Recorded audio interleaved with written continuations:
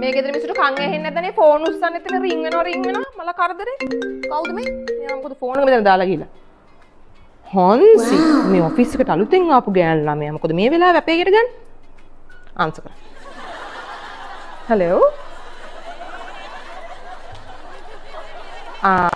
පොඩක් ඉන්න බබී බබී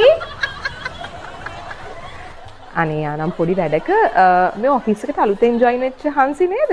අනේ හංසි තව ටිකින් යන දර්ජන් දෙයක් නෙමෙයිනේ. හරි හංසි හරි. හරි ඕකේ බයි. අද නම් ගුටි කන්න ෆෝන් එක මේ තියෙන ෆෝන්. අම්මඩොඩ. හංසිගෙන් කෝල් ගොඩයිනේ අප්පා. බලන්න. දැන් නම් මං ගුටි කනවා අප්පා අම්මිත් නෑ ගෙදර බේර ගන්න මගෙන් අනවශ්‍ය වැඩක් කරාද කියලා හිතෙනවා. කමන්නේ. යාළුවා මම ඔක්කොම මෙයාට කෝල් කරන්න ඕනේ. මාළු කෝල. හෙලෝ.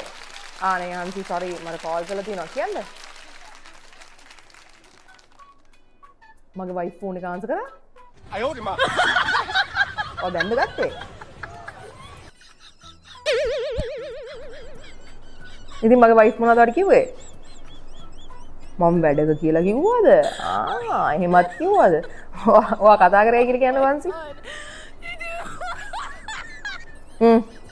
ආයෙත් ඊමේල් එකකින් දාලා තියෙන පසන්ට. ඒක දාලා තියෙන. ඊ තාත්ති කිව්වනේ ඒක එවන්න කියලා. ඒක දාලා තියෙන. අපි ඒක චෙක් කරමු ඒක. වයිෆ් කතා කරා මගේ නේ. පොඩ්ඩක් ඉන්නකෝ මගේ වයිෆ් පොඩ්ඩක් බලන්න. හරි හංසි හරි. ඕකේ බයි.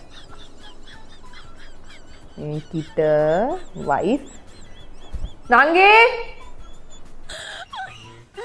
අයියෝ මොකද මං එළියේ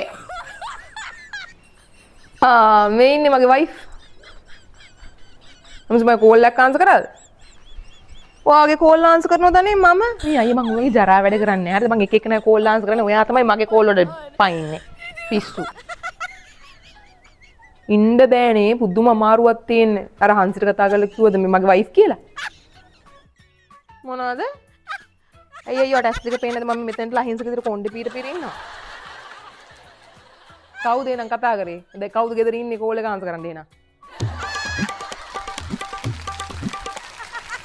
කිට ඉන්න බෑනේ අකෝ. ඉතින් දැන් බඳින වයසත් හරිනේ. ඉතින් ඒ ළමයා දැනගත්තා මොකද බැඳලා ඉන්නවා කියලා. ළමයි 4-5 දෙනෙක් ඉන්න ඕන වයසනේ අප්පා දැන්. අනේ ඇත්තද? දෙන්නේ. මං ගත්ත එකක් නෑ අනේ මම ගත්ත කෝල් එකක් නෑ.